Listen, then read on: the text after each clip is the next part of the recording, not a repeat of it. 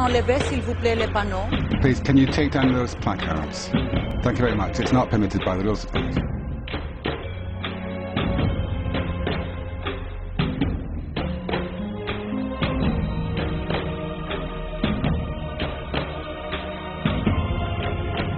Der Ratifizierungsprozess muss uneingeschränkt fortgeführt werden. Unser Ziel bleibt es, den Vertrag von Lissabon bis zu den Wahlen zum Europäischen Parlament im Juni 2009 in Kraft zu setzen. Diese Grundsätze werden... In response to the historic and some would say joyous expression of democratic will in Ireland last week, you said yesterday from the chair that it remains our goal to see the Lisbon Treaty enter into force before the elections of next year, provided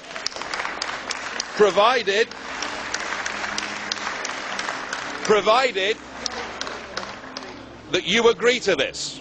I shall resolutely defend these principles in the Council at the end of the week. So you've asked us for a mandate. I would suggest to the House that simply having the mandate of the Conference of Presidents is not enough for this, and that we ought, under Rule 103, which clearly says that Parliament shall decide whether or not to wind up the debate with a resolution, to finish our debate tomorrow with President Barroso with a vote to see whether we should give you that mandate or not, and to see whether members of this so-called democratic chamber are prepared to respect the Irish result and to find out whether no really means no. Thank you.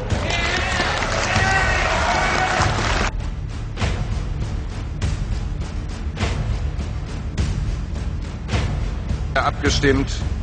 Die Abstimmung ist geschlossen. 129 dafür, 499 dagegen, abgelehnt. The ratification process is made up of 27 national processes.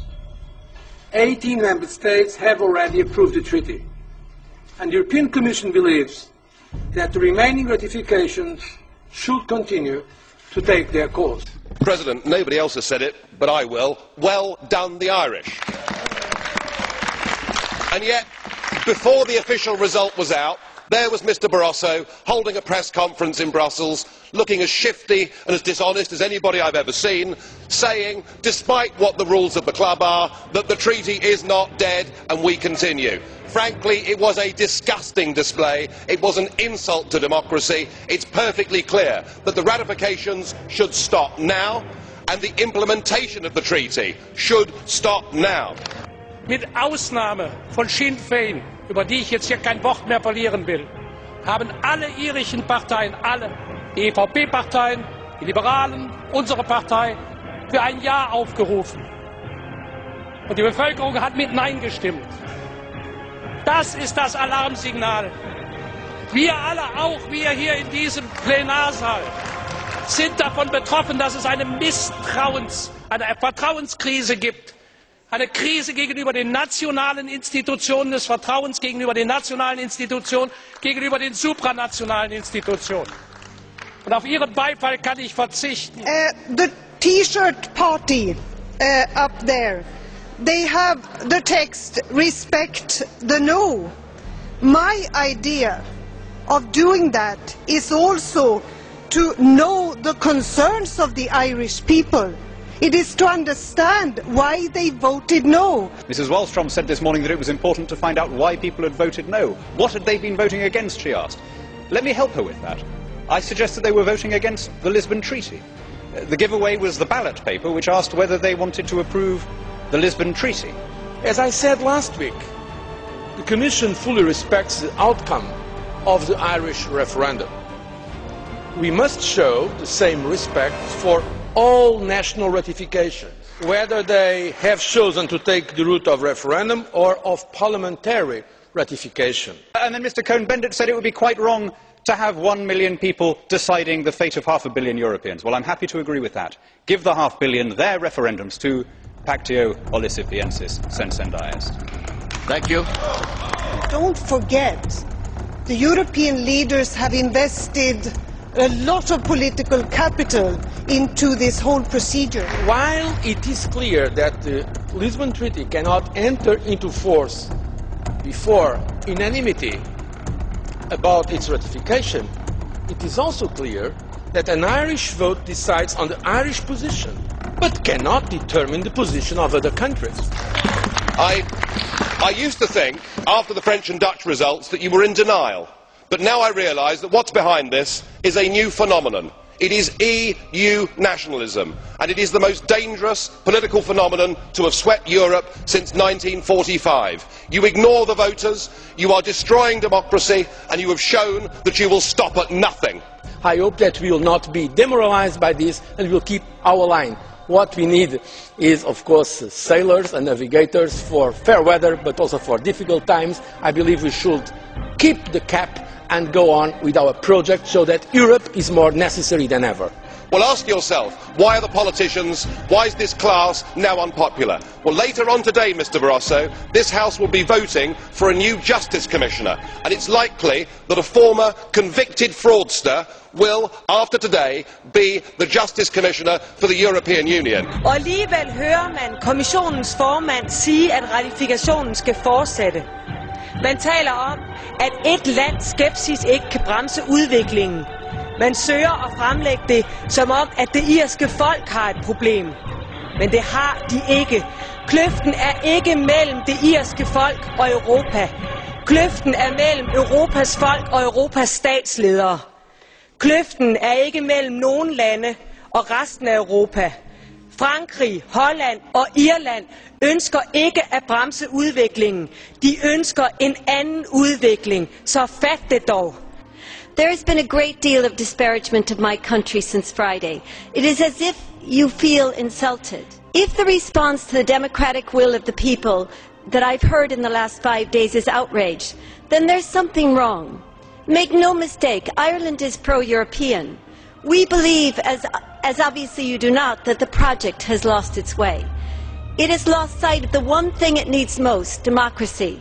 Es wird sich ein Ausweg aus dieser Krise finden, bestimmt. Auf irgendeine Art und Weise werden wir mit Sicherheit auch die Iren wieder an Bord holen. Aber das wird uns nicht helfen. Was wir brauchen, ist die Erkenntnis, es gab einmal eine Zeit, da hatte die proeuropäische Bewegung eine Seele. Heute hat Anti-Europa eine Seele. Our problem must not be to discuss the speed at which the EU should now move. It should be to discuss its direction. Listen to the people, and they will tell you.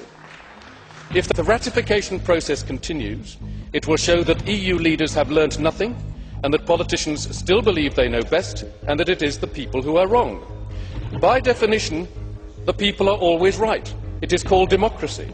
We want an EU which is people-centred and which delivers that democracy. So we must not ignore the Irish vote, we should build upon it. The ratification process should stop, the listening to the people should begin. No. Can I say, this is not democracy, what you said, sir. Democracy is to say, we respect the Irish as we respect every other member state's decisions. Let's continue the process. This is what we have to continue today. And that is also why the Commission, of course, will continue with what we started now a couple of years ago, called Plan D, as in debate, dialogue and democracy. Is threatening a country for being democratic an action of democracy? Ich kann Ihnen sagen, diese Seele, Sie sehen, wie mobil die sind. Die sind gelaufen in Irland. Die haben die Treppen gestiegen, die haben an den Haustüren geklingelt, die haben ihre Traktate verteilt. Die waren überall. Wo waren die Pro-Europäer? Wo ist die Bewegung, die für die europäische Einigung kämpft? Wo ist die Leidenschaft, die wir mal hatten? Die Leidenschaft, die ist heute auf der anderen Seite. Bei denen, die Europa schlecht reden, von rechts. Bei denen, die Europa schlecht reden, weil sie Angst haben. Aber die Mischung aus sozialem Abstieg und Angst war doch immer in Europa das Einfallstor für den Faschismus. Es wurde der Vertrag inhaltlich diskutiert in Irland, insbesondere die neoliberale Festlegung, Militarisierung und vor allem der undemokratische Charakter. Ich glaube, was notwendig ist, ist, dass das einfach akzeptiert wird, dieses Votum. Der Vertrag ist tot und es bedarf eines anderen Vertrages. Und wir werden die Reihe von undemokratischen Äußerungen, die hier stattgefunden haben, durchaus auch zur Kenntnis nehmen und dokumentieren. Vielen Dank. Og til hr. Schulz, Skam dem, hr. Schulz. De sammenligner såkaldte anti-europæere med fascister. Men det er deres retorik, der er fascistisk. Skam dem. Shame on you. Schande.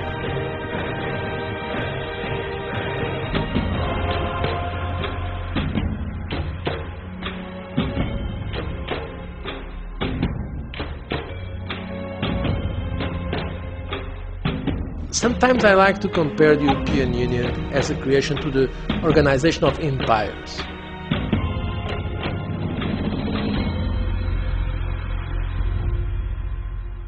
The empires